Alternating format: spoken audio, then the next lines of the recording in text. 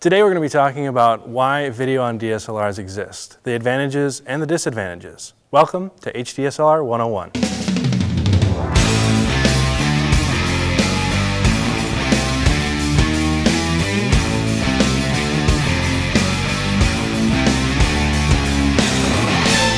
This episode is made possible by CPM Film Tools, your lightweight solution for caging the beast. LCD Viewfinder, the essential accessory for DSLR video. Lightcraft Workshop, the perfect tools to create the perfect image. Manhattan LCD, the affordable solution for high-definition monitoring.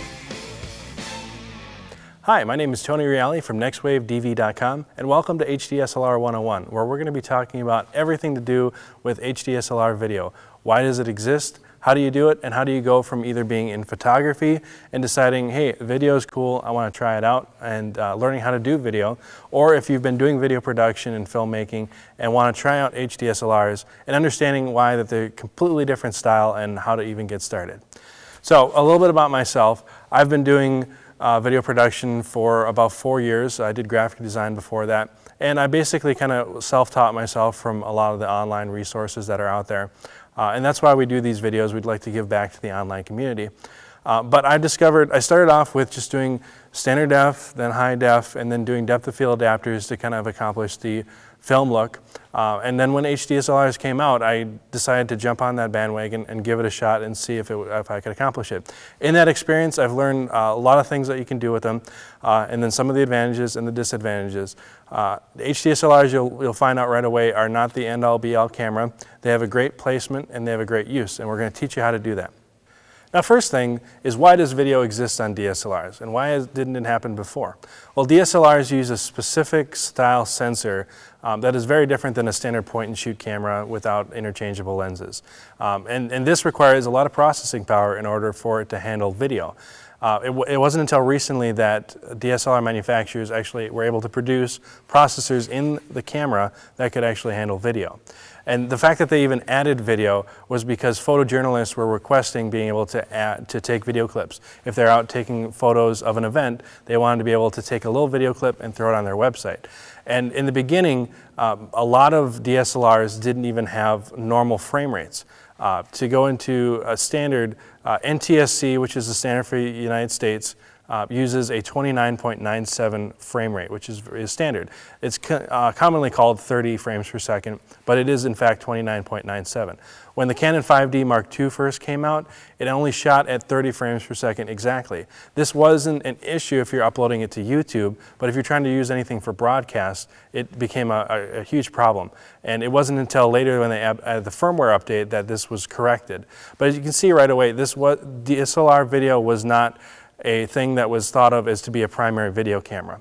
The reason that it's become so adopted is because in a normal DSLR camera, you have such a really nice sensor. It can produce really beautiful images. And what normally you would take photography for, now you're capturing that same look and feel in video, which before was only able to be accomplished through means of high-end film cameras or high-end digital cameras that cost a couple $100,000, or even if you looked at the Red 1, which was about $20,000 to get started, still not something that the average person could attain. When DSLRs came out, the price dropped to $1,000 to $2,000 just to get started, and it became a lot more acceptable, or a lot more attainable to the average user. All right, the camera I'm holding right here is a Panasonic HPX 370. It's commonly used for ENG style shooting, which is electronic news gathering, where you might hold it on your shoulder, use the viewfinder, or perhaps the pop-out LCD screen here, it's very common for news professionals or multicam shoot television programs to be using a camera like this. Now, the difference between this camera and a DSLR is obviously you've got a completely different looking body. You've got tons of buttons on here which allow you to have manual control over most of the functions that you would need in the camera. But one thing that is a limitation in this camera is the sensor size. All right, now I'm going to show you the sensor inside this camera right here. This is a 1/3 inch chip.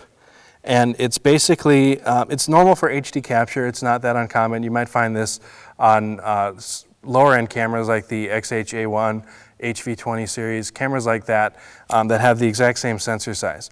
If you come over here, we're going to show you the 7D, which is a DSLR, and you can see that the sensor size is dramatically larger. This affects multiple things. You get lower light sensitivity, but even more so, you get shallower depth of field. And shallower depth of field is probably the primary thing that people like in these HDSLRs, because you can get more of a film look. And this is all to do with the sensor. All right, let's go some of the advantages of DSLR video.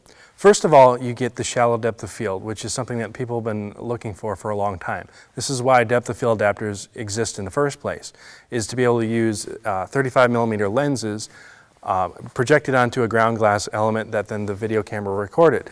Using that, you were able to get faster lenses, providing shallower depth of field. Well, now you don't even need the 35mm depth of field adapter. You can use the lenses right to record video right on the sensor. The advantage, obviously, is you get shallower depth of field. You can control your depth of field. You can use it as an artistic standpoint. The important thing to remember is that shallow depth of field is an artistic choice. It's not something you should shoot with all the time. There are times where you want wider depth of field so that you can get more of a broad view of something. There are times where you want that shallow depth of field to be able to draw your audience's attention to something, to separate the foreground from the background for storytelling and artistic purposes. It's only should be used as an artistic choice and not as a primary mode of capture. Next advantage would be small form factor. Obviously, these cameras can be used in smaller locations than a typical video camera would be able to fit in. Because you're getting a filmic look, you're able to use it in a small location, but also be able to get a great looking video at the same time. For example, House, the season finale, was shot on the 5D Mark II, and they used it because of its filmic look, but primarily because they could fit it into small locations. The season finale was shot in a wrecked building, and they had very, very small locations to film in. And instead of building sets where they had to rip it out, stick the camera in, and then go do the opposite side, put the set back in, film from the opposite angle, they decided they wanted to just put the operator in there and be able to stick the camera and not have to worry about it. Basically, their mentality was, if an operator can fit there, the camera can fit there. Instead of previous camera systems, which were very large, and the sets had to be designed specifically around the camera. So this is a very large advantage. If you're out shooting and you want to be inconspicuous, you can take your DSLR with you and be able to look like you're either shooting photography or stick it in a corner where you want to get just a very small shot without distracting people. Next advantage would be low light performance. The 5D, because of the larger sensor and because of faster lenses that you can use on it, you can get really, really great low light performance. And this is across the board on all HDSLRs, mainly because of the sensor size. You can shoot at ISOs upwards of 1600 without grain and be able to accomplish perfect looking images. Typically even film beforehand was shot in, the highest you could shoot really was 800 ISO before you would start getting way too much grain. So now you can shoot ISOs of 1600 in the standard models. If you go up to like the 1DS Mark IV or the Nikon D3S, you can shoot at ISOs of up to 25,000 and get very low grain. And this is a wonderful accomplishment because you can literally shoot using candlelight as your key light. The important thing to note though is that just because you have low light performance doesn't mean no light. You still have to light a scene very well. And the camera will shine when it's lit properly. This simply means though that you can use practical lights, you can use candlelight, you can use low wattage bulbs as your form of lighting instead of having to use 1K lights, 2K lights for similar situations where your talent would get overheated or you would run into major issues. You can create a much more comfortable set. You can use it in street locations where you say you wanted to shoot downtown in the city at night. Normally you'd have to bring in huge, giant 16K lights, fly them really high. I mean, now you can literally shoot downtown in available light and get usable footage. So this is a great advantage and something that's opening up creative avenues for many people. HDSLRs can also accomplish a very filmic look aside from the shallow depth of field that you can accomplish. And this is because of the dynamic range of the camera. A typical video camera like an XH-A1 or an HV20 typically has a 6 to 8 stop range. What that means is that you have at the top At 8 stops, you'll clip out to white. At the bottom, you'll clip out to black. So you blow out your whites, you clip your blacks.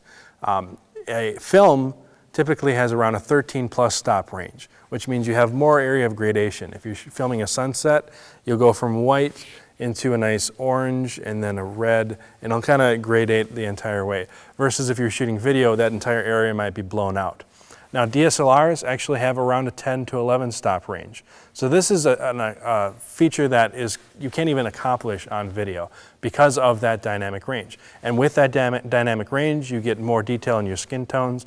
You have just a more aesthetically appealing range and color tone rendition that the camera can produce. All right, let's talk about some of the disadvantages. Like I said before, HDSLRs are not the end-all, be-all perfect camera. Hopefully someday they might be, but right now we have to deal with some of the disadvantages. First of which would be moire and aliasing. This is something that happens when the camera uses what we call line skipping or pixel skipping. Because of the large, massive sensor, I mean, on the 5D, for example, it's a full-frame sensor, 22 megapixel, it's huge. The equivalent of a 1080p image is much, much smaller. So right now the processor cannot handle shrinking each frame from a full frame sensor all the way down. So what it does is it throws out some of the pixels in order to accomplish a smaller image. Now the issue that you can get with this is you can get moire or aliasing. And what that happens is you get these kind of jagged edges that happen. For example, if you were to use a text processor and you would see, a letter A or T or something like that in there, you might see if it's unaliased, it would have jagged edges on it, versus if it's alias text, for example, in Photoshop or something like that, you would see a very smooth edge. Sometimes you will see these jagged edges in your video. Aliasing, or moire is something that happens when these jagged edges get too close together in a pattern, and you can get this rainbow banding effect that happens when you have stripe patterns or a brick wall or something of that nature. This is something, now oddly enough, the video that you get from HDSLRs still looks good. It has these problems, but it still looks good. And so you just have to learn what your camera can do and what your camera can't do. The way that you can get around moire and aliasing is wardrobe. Try not to have your subjects using tightly striped shirts, or not being in a location where you're going to get stripes in the walls or patterns or something like that. And you have to do some tests with your camera. You may find at 10 feet the moire just goes crazy on the camera, but at 5 feet everything's fine. Or you may find out that you just need to shoot at a shallower depth of field to blur out the background. So there's ways around it, but you do need to recognize that they are there. Another disadvantage is the codec that is shot with the video. Typical high definition cameras use like an HDV codec for tape, or they may use a ProRes codec, or something higher for professional grade. The video that you get from HDSLR is an MPEG-2 H.264 encoding. The problem with H.264 is it's great for delivering media, but it's not very good for remembering detail. So a lot of information can be lost when you're working with a compressed codec like that.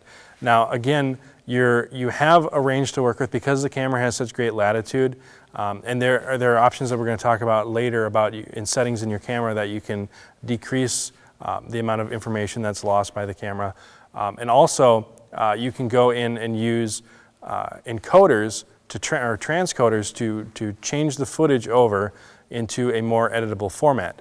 Cineform is one that they use, they make a program called Neoscene, which you can use for transcoding, and we'll talk about that when we go into post-production. But we also, for Mac, they also make, with Final Cut, you can use a ProRes transcoder. So this, when you transcode, it allows you to kind of repair some of that information that's lost, and the transcoder does all this for you.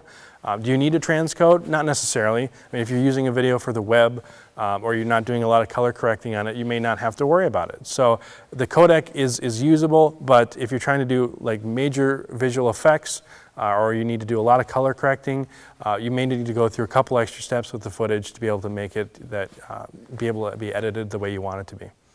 HDSLRs can be limited in the length that they can record due to the file structure that they use.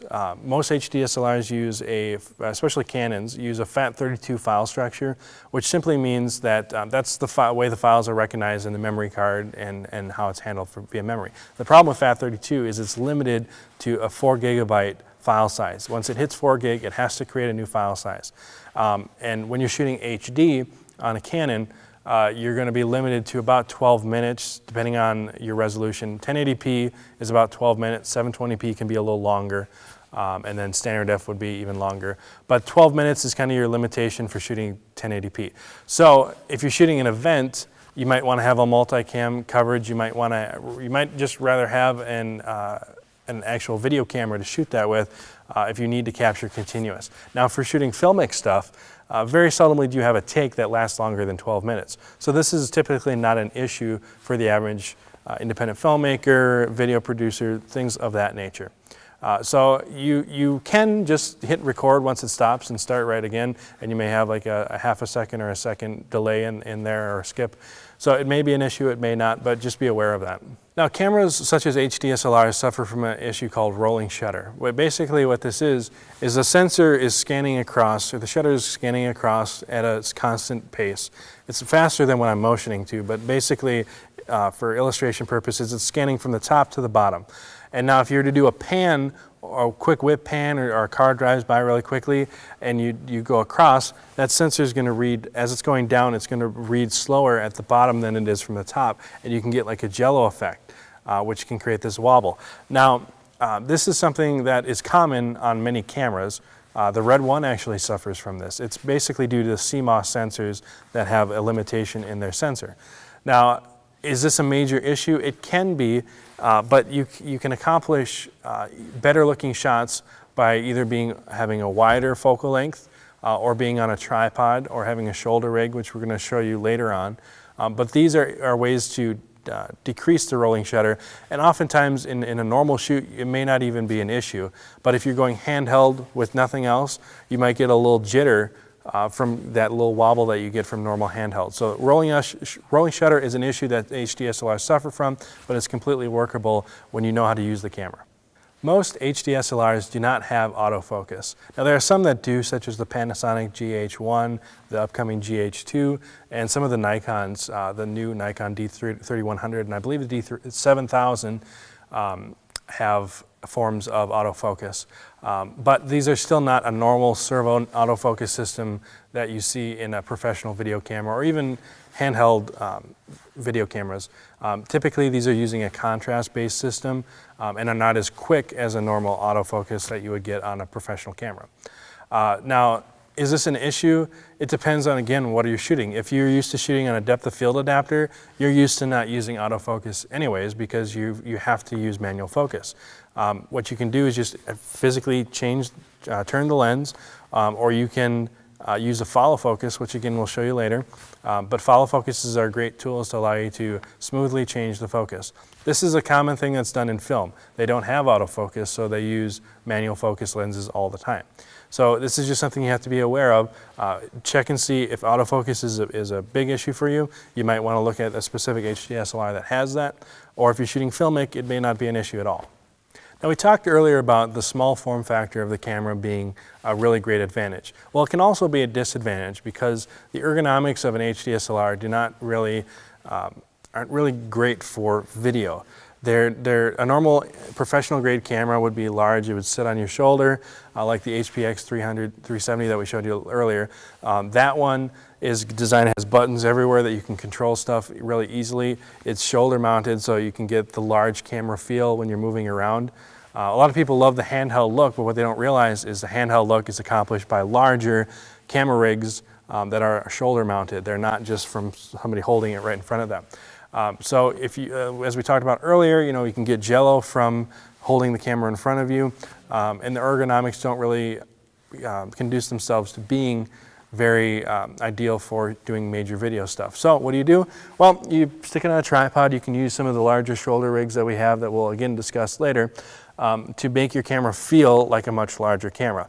And this is something that's commonly done for many cameras. If you have a small HV20 camera, and you put it on a shoulder rig, it's going to feel like a larger camera because it has the movement of that larger feeling camera.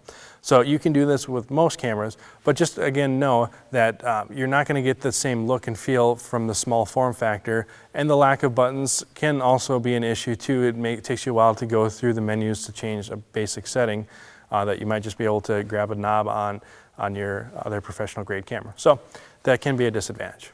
That concludes our introduction to HDSLRs. We hope that you've gotten a good understanding of why HDSLRs shoot video and where to get started from.